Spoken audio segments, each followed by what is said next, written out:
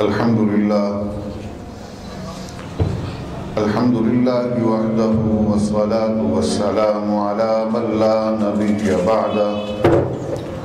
ولا رسول بعده ولا معصوم بعده ولا إمام بعده ولا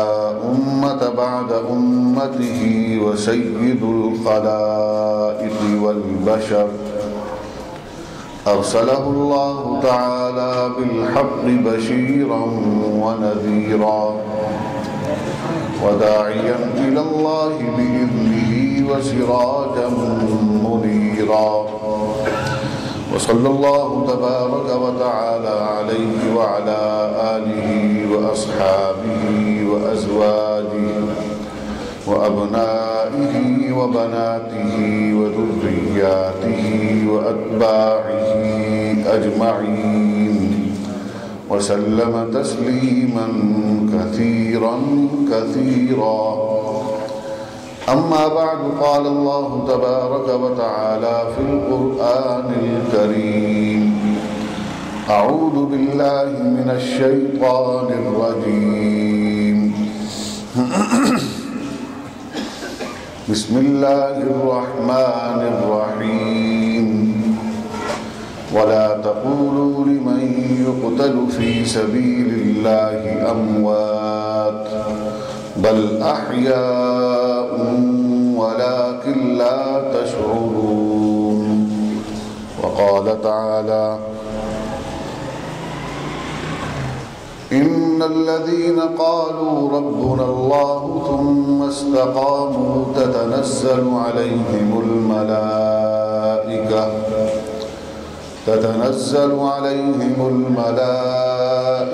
ألا تخافوا ولا تحزنوا وأبشروا بالجنة التي كنتم توعدون. وقال النبي صلى الله عليه وسلم: كل أمتي يدخلون الجنة إلا من أبى. قالوا: ومن يأبى؟ قال: من أطاعني دخل الجنة ومن عصاني فقد أبى، أو كما قال عليه الصلاة والسلام. صدق الله العلي العظيم وصدق رسوله النبي الكريم،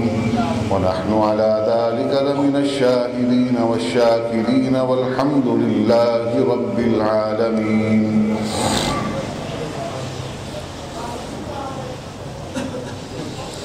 اللهم أرنا الحق حقا وارزقنا اتباعه، سبقي آمين. وأرنا الباطل باطلا وارزقنا اجتنابه. اللهم اهدنا واهد أولادنا وأولاد المسلمين. تمام احباب عبادت اور ثواب کی نیت سے، ذوق شوق اور محبت سے نماز والا درود پاک بآواز بلند تلاوت فرمائیں. اللهم صل على محمد وعلى آل محمد كما صليت على إبراهيم وعلى آل إبراهيم إنك حميد مجيد. اللهم بارك على محمد وعلى آل محمد كما باركت على إبراهيم وعلى آل إبراهيم إنك حميد مجيد.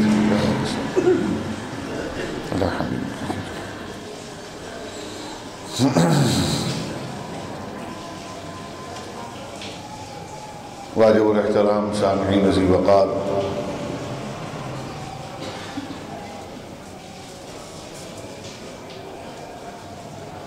اللہ تبارک و تعالی نے آج ہمیں ان شہداء کی یاد میں اکٹھا کیا ہے جنہوں نے اس گئے گزرے دور کے اندر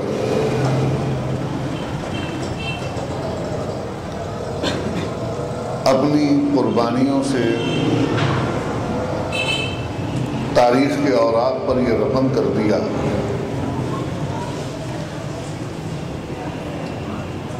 کہ مسلمان کسی بھی دور کا ہو، جب معاملہ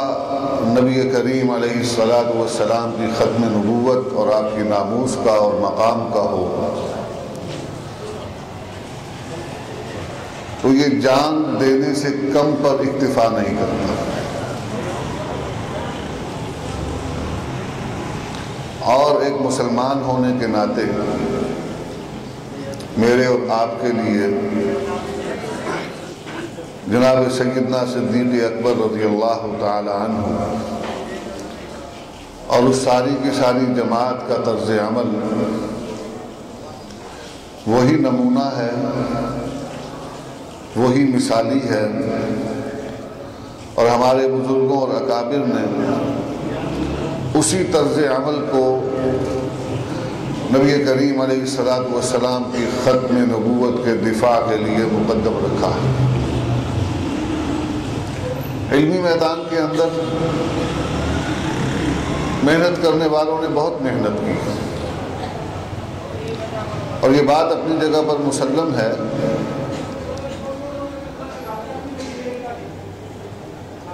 کہ بر صغیر میں فتنہ مرزائیت کے سدباب کے لیے بہت سے حضرات نے اپنا حصہ ڈالا ہے۔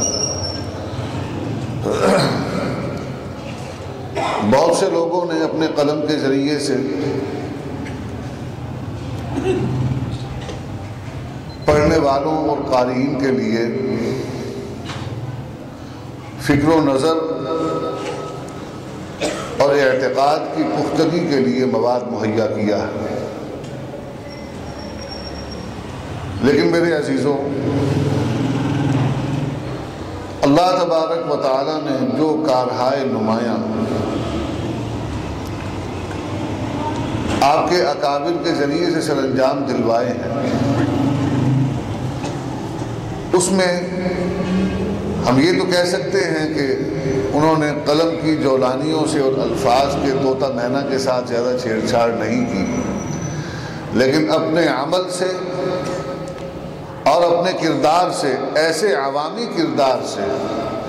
صدیوں کے لیے رہنمائی مہیا کر دی ہے کہ جس کے اندر امیر شریعت سید عطا اللہ شاہ بخاری رحمۃ اللہ علیہ، مولانا حبیب الرحمن لدھیانوی، قاضی احسان احمد شجاع آبادی اور مولانا محمد علی جالندھری اور اس طرح اور بہت سے حضرات قید و بند کی صعوبتیں برداشت کرتے رہے، انگریز کی جیل بھی برداشت کی، اور پاکستان بن جانے کے بعد انگریز کے ذلہ خوار اور یہ کالے انگریز جو ہیں ان کی طرف سے عائد کی جانے والی پابندیوں کا بھی سامنا کیا،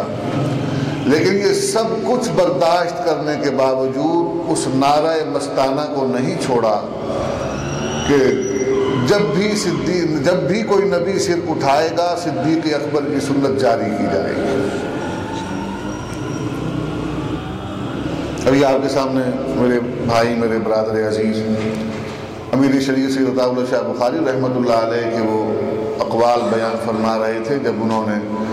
53 کی تحریک کے بعد قید و بند کی جو ساری پریشانیاں تھیں ان سے آزادی کے بعد ملک بھر کا دورہ کیا، اور یہ سوال ہوئے، ان کے سامنے آئے، لوگوں نے باتیں کی، چہبے گوئیاں ہوئیں کہ ایک آدمی کسی کام کے لیے نکلتا ہے، مقصد کو پانے جاتا ہے، لیکن وہ مقصد جو ظاہراً طے کیا جاتا ہے وہ اس تک نہیں پہنچ پاتا، بلکہ رستے میں ہی اس کی جان لے لی جاتی ہے۔ اب اس کو اس کام پر ابھارنے والا سوال تو اسی سے ہوگا نا۔ تو انہوں نے بڑی وضاحت کے ساتھ جواب دیا، اور ایک جملہ اس میں اور بھی فرمایا کہ اس سلسلہ میں جو نہیں ہونا چاہیے، یعنی کہ عقل و شعور کے باب کے اندر جو نہیں ہونا چاہیے وہ بھی ہو جائے، اس کی ذمہ داری بھی مجھ پر۔ اور فرمایا کہ کیا ہو جائے گا، کیا کرو گے، پھانسی دے دو گے، والسلام علیکم ورحمۃ اللہ، مجھے نہیں میں مرنا۔ تو موت کا ایک وقت معین ہے، وہ طے شدہ وقت پر آنی ہے۔ البتہ یہ معاملہ جو ہے، جو ہمیں آج ہمارے سامنے ہے، ہم ان بزرگوں کے کردار کو دیکھتے ہیں اور پھر یہ دیکھنے میں آتا ہے کہ آج کے دور میں بہت سے عقل پرست وہ موجودہ دور کے کچھ واقعات کو بنیاد بنا کر جب وہ تانا کا بازار گرم کرتے ہیں تو ان کی جو مار ہے وہ پھر پچھلی صدی کے بزرگوں تک چلی جاتی ہے۔ کبھی وہ یہاں پر دیکھتے ہیں کہ ناموس رسول کے نام پر لاہور اور فیض آباد اور اسلام آباد کی سڑکوں پر نکلنے والے وہ مسلمان عوام جو اپنے جذبے کے ہاتھوں مجبور ہیں اور نبی کریم کی ناموس کے حوالے سے مفاہمت نہیں کر سکتے، وہ کہتے ہیں جان دے سکتے ہیں لیکن گستاخ رسول کو سزا دلوا کے رہیں۔ وہ ان کے طرز عمل کو پھر جوڑتے ہیں لے جا کر کہاں پر؟ ان شہدائے ختم نبوت کے ساتھ جنہوں نے لاہور کے مال روڈ کو اپنے خون بے گناہی سے بلکہ اپنے مقدس خون سے رنگ دیا، اور ان کا مطالبہ بھی یہی تھا۔ اور یہ مطالبہ مجھے آپ بتائیے کیا اس کے اندر کوئی غلط بات ہے؟ عقل و شعور کی ہی بات چلے لے لیجیے۔ یہ ملک اسلام کے نام پر بنا، اس کا تشخص اور اس کی پہچان اسلام ہے، اور اس ملک کو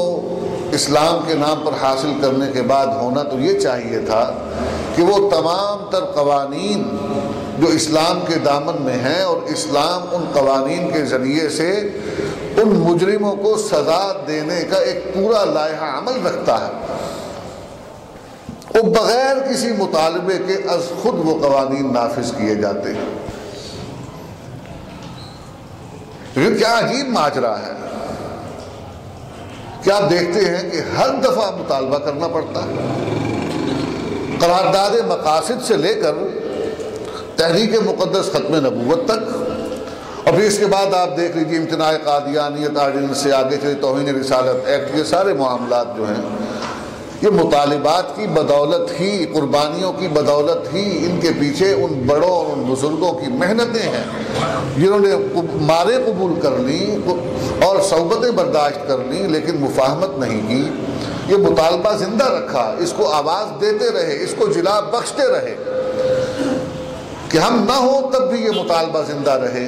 کہ پاکستان کے اندر کسی گستاخ رسول کے وجود کو برداشت نہیں کیا جائے گا، پاکستان کے اندر ختم نبوت کے منکروں کو مسلمان نہیں کہنے دیا جائے گا۔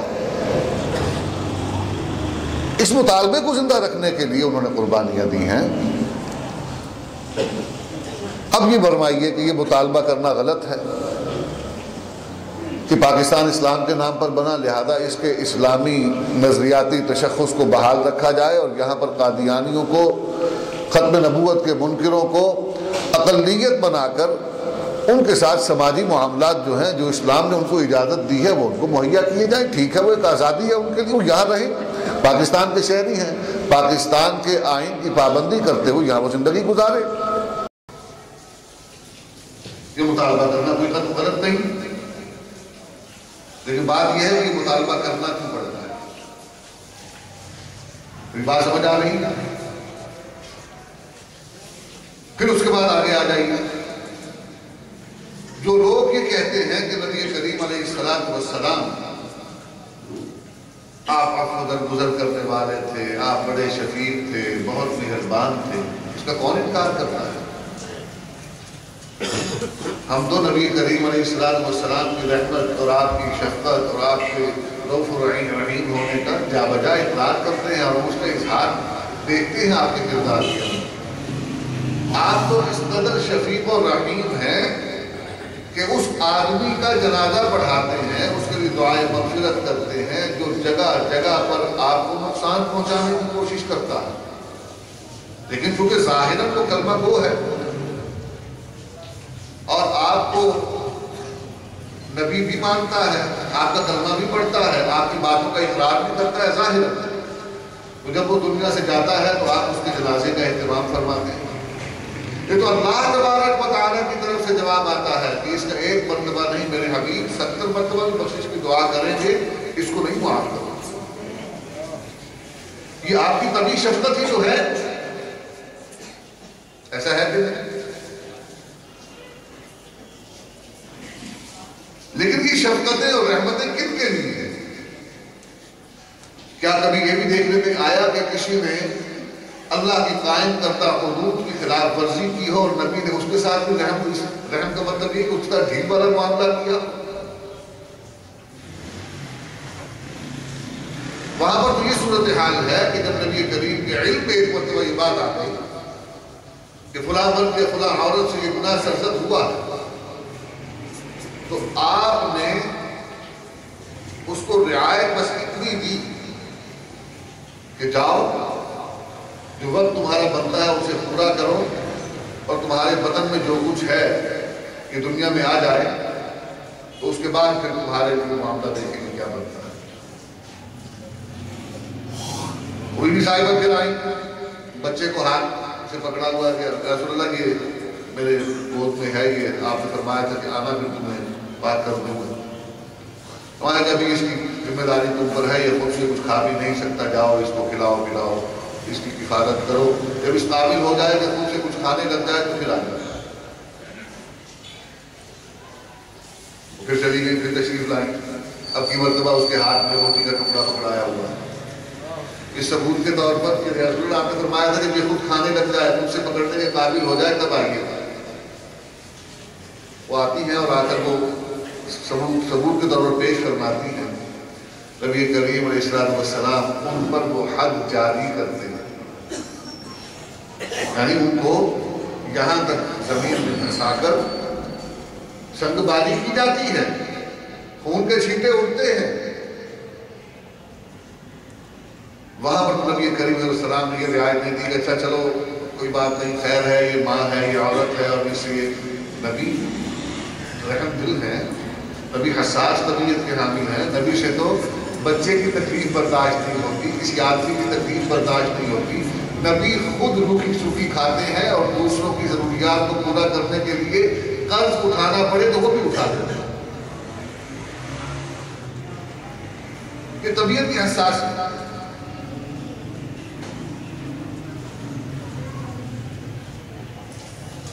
مکہ مکرمہ فتح ہو جاتا ہے، یہی نبی کریم ہے، یہی نبی رحمت ہے، عام معافی کا اعلان فرما دیا، اذهبوا انتم الطلقاء، عام اعلان ہے۔ اس روز نبی کریم علیہ السلام نے سب کے لیے عام معافی کا اعلان فرما دیا، لیکن کچھ وجود اور کچھ نام ایسے تھے جن کا نام لے لے کر کہا فلاں کو فلاں کو فلاں کو، جہاں پاؤ قتل کر۔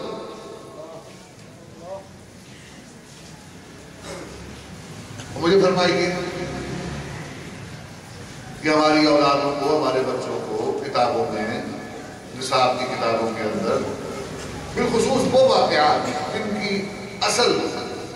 کسی مستند کتاب میں کوئی واقعہ ایسا نہیں ملتا، جس کے مطابق کہا جاتا ہے کہ وہ نبی کریم پر یہ کیا جاتا تھا، کوڑا پھینکا جاتا تھا، وہ بڑھیا تھی، وہ برا تھا، اس طرح کے واقعات کئی کئی معاف فرما دیتے تھے،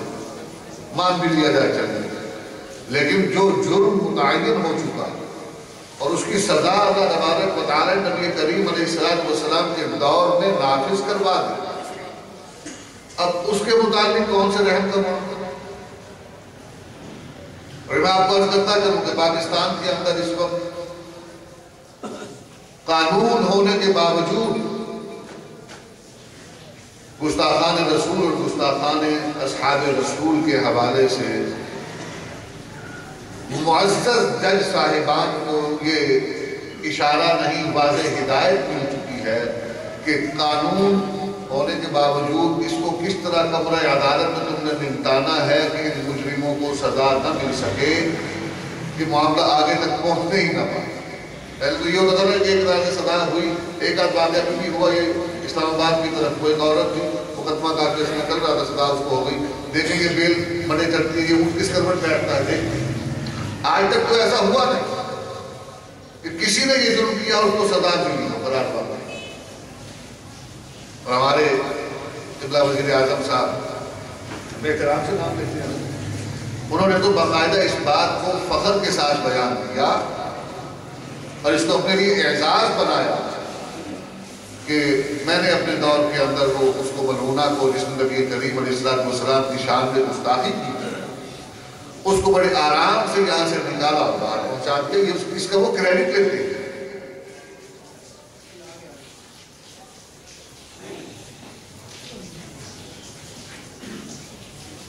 یعنی نبی کریم علیہ السلام کو اللہ تبارک و تعالیٰ نے جتنا بھی رحیم بنایا، جتنا بھی شفیق بنایا، وہ انسانیت کی رہنمائی کے لیے، ہدایت کے لیے ایک داعی، ایک مبلغ اور ایک رہنما کے جو اخلاق اور جو اوصاف ہونے چاہیے اس معنی میں تو آپ کے اندر وہ سب کچھ موجود ہے. لیکن اس کے ساتھ ساتھ آپ ایک ریاست کو سنبھالنے والے، آپ ہوئے زمین پر اللہ تبارک و تعالیٰ کے دیے ہوئے قوانین کو نافذ کرنے والے، اور اگر کہا جائے تو ایک حکمران کے طور پر بھی موجود ہیں کہ جہاں آپ یہ فرماتے ہیں کہ آج کے بعد اگر کوئی کسی کا دنیا سے رخصت ہو جائے اور اس کے پاس مال و دولت نہ ہو، ثروت نہ ہو، اتنا نہ ہو کہ وہ اپنے اولاد کی کفالت کر سکے، وہ عورت ہو یا مرد ہو، اپنے گھر بار کو چلا سکے، اور اگر جانے والے پر قرض ہے تو وہ قرض بھی ادا کرنے کی صورت نہ ہو، تو آج کے بعد وہ میرے پاس آئے گا، اس کی ذمہ داری مجھ پر ہوگی. یعنی ایک معاشرے کے سربراہ کی ذمہ داری ہوتی ہے. یہاں آپ نے یہ ذمہ داری بھی نبھائی ہے. وہی پر آپ نے قانون نافذ کر کے یہ بتایا ہے کہ ایک جج، ایک قاضی ہونے کی حیثیت سے آپ نے پھر انصاف کے ترازو کو پورا رکھا ہے، اور جہاں کسی غیر مسلم کا حق بنتا ہے اس کو حق دیا ہے. مسلمان ہونے کی وجہ سے کہ میرا اپنا ہے، میرا قریبی ہے، اس کو کوئی رعایتی نقد نہیں کی ہے. یعنی ایک رخ پیش کر کے جو کہ ایک منصب کے لیے ہے، ایک داعی کے اوصاف کو پیش کر کے بات کی جائے اور نظر انداز کیا جائے قاضی کے اوصاف کو، حاکم کے اوصاف کو، اور اس کو جو اللہ تبارک و تعالیٰ ذمہ داریاں عطا فرمائی ہیں ان کو نظر انداز کروایا جائے، اور ان سے جان چھڑوانے کے لیے نبی کریم، نبی رحمت صلی اللہ علیہ وسلم کی زندگی کا ایک رخ بار بار اسی کا بیان. انکار نہیں ہے اس شعبے کا اور اس رخ کا، لیکن نبی زندگی کے تمام تر معاملات کی رہنما بن کر آئے اور ان کی زندگی کسی ایک شعبے اور کسی ایک رخ کا انکار کرنا بھی انکار نبوت اور ختم نبوت بنتا ہے. بات سمجھ آ رہی؟ تو ایسے یہ کر رہا تھا کہ بات مختصر کروں کہ ہمارے بزرگوں نے جو یہ کردار ادا کیا ہے، جس کے اندر جرأت ہے، جس کے اندر اظہار ہے، جس کے اندر بے باکی ہے، جس کے اندر حق گوئی ہے، جس کے اندر مصیبت اور پریشانیوں کا سامنا کرنا ہے لیکن اپنی بات سے نہ پھرنا ہے اور مطالبے کو زندہ رکھنا ہے، اس کردار پر بھی آج یہاں پر خود تشہیر اور اعتراض کیا جاتا ہے. جن کے ناموں کو زندہ کرنے کے لیے، جن شہداء کے خون کے لیے اور ان کے کردار کو اور ان کی قربانیوں کو یاد کرنے کے لیے آج ہم یہاں اکٹھا ہوئے ہیں، ان کے قربانی اور ان کے کردار کے متعلق امیر شریعت نے فرمایا تھا کہ ان سب کی ذمہ داری مجھ پر ہے. تو امیر شریعت رحمت اللہ علیہ کے اس کہنے اور عوام الناس، عامت المسلمین کے جذبات کو ابھارنے کے عمل کے متعلق پاکستان کے اندر بعض قلم کے بدکار وہ ایسی باتیں کرتے ہیں جس سے یہ بات ظاہر ہوتی ہے کہ جو لوگ نبی کریم کے ناموس کے حوالے سے اور آپ کے ختم نبوت کے حوالے سے جذبات ابھار کر عوام الناس کو باہر لے کر آتے ہیں، یہ معاذ اللہ ثم معاذ اللہ نبی کریم کی تعلیمات کو سمجھنے والے نہیں ہیں. نبی تو بہت شفیق تھے، نبی تو بہت مہربان تھے، نبی تو معاف کرنے والے تھے. وہی نبی ہیں جنہوں نے پھر سزائیں بھی دلوائی ہیں، وہی نبی ہیں جنہوں نے مجرموں کو قتل بھی کروایا ہے، اور یہاں تک فرمایا ہے کہ اگر کعبۃ اللہ کے غلاف میں بھی لپٹا ہوا چھپا ہوا ہے تو وہی قتل کر دو گا. فرض کرنے کا مقصد یہ ہے میرے بھائی کہ آج جس طرف سے بھی آپ کو فتنے سے اٹھاتے ہوئے ملیں گے، اس کے پیچھے دراصل یہی بات ہے کہ اس دین کو سر بلند نہ ہونے دیا جائے، آج ہمیں صرف دعوت و تبلیغ کی طرف ہم لگے رہیں اور اسی شعبے میں ہم کام کرتے رہیں تو ان کو کوئی اعتراض نہیں ہے، ان کو کوئی تکلیف نہیں ہے، بلکہ اب تو آہستہ آہستہ وہ دائرہ محدود کرتے چلے جا رہے ہیں۔ یعنی ایک طرف آپ دیکھیے کہ کہاں وہ افریقہ کے جنگلات ہیں، وہ پہاڑوں کی اونچائیوں میں تنزانیہ اور نائجیریا تک کے علاقے میں آپ اگر کبھی جانے کا اتفاق ہو، پچھلے دنوں مجھے کوئی دوست بتا رہے تھے کہ نائجیریا کے اندر کہتے ہیں کہ وہ کام کے لیے میں گیا ایک جگہ پر، تو مجھے مسجد دیکھنے کا اتفاق ہوا، میں وہاں پر گیا تو مسجد کے اندر ایک صاحب ملے مجھے، افریقی تھے وہیں کے مقام، تو وہ کہنے لگے کہ میں نے ان سے بات چیت کی، پوچھا، میں نے سوال کیا کہ تم کون ہو؟ تو میں مسلمان بھی رہنے والا ہوں، قرآن پڑھا، کہاں میں حافظ قرآن ہوں، کہاں پڑھتا؟ بہت خوش ہوا مجھے حافظ قرآن ہے اس علاقے میں، میں کہاں پڑھتا ہوں؟ پاکستان سے پڑھ کے آیا۔ مجھے بڑی خوشی ہوئی اس بات میں کہ چلو ہمارے ملک کا فیض یہاں بھی چل رہا ہے۔ تو کہنے لگے کہ میں نے اس سے پوچھا کہ پاکستان میں کہاں سے پڑھ کے آئے ہوں؟ کہ وہاں پر یہ چناب نگر۔ ارے نہیں بھائی، سبحان اللہ تو بات میں کیجیے گا،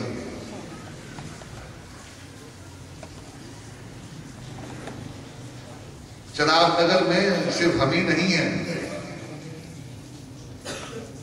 وہ انجمن احمدیہ کی طرف سے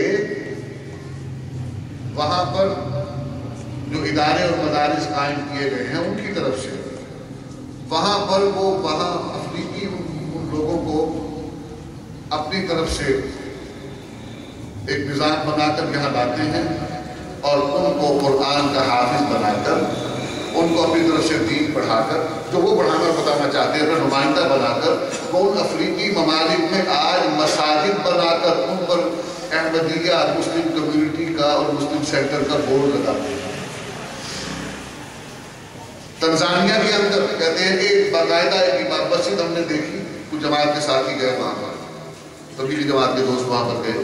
ایک مولوی صاحب نے بتایا کہ ہم وہاں پر گئے تو وہاں پر باقاعدہ مسجد تھی، بالکل پوری مسجد کی طرف بنی ہوئی، ہم ادھر جائیں لگے تو اچانک نگاہ پڑی اس کے اوپر تو وہاں پر بھی انہیں کا ٹائٹل لگا ہوا تھا، احمدیہ مسلم کمیونٹی۔ ایک طرف پوری ملت کفر جو ہے مل کر ان کے ساتھ تعاون کر رہی ہے، اور دوسری طرف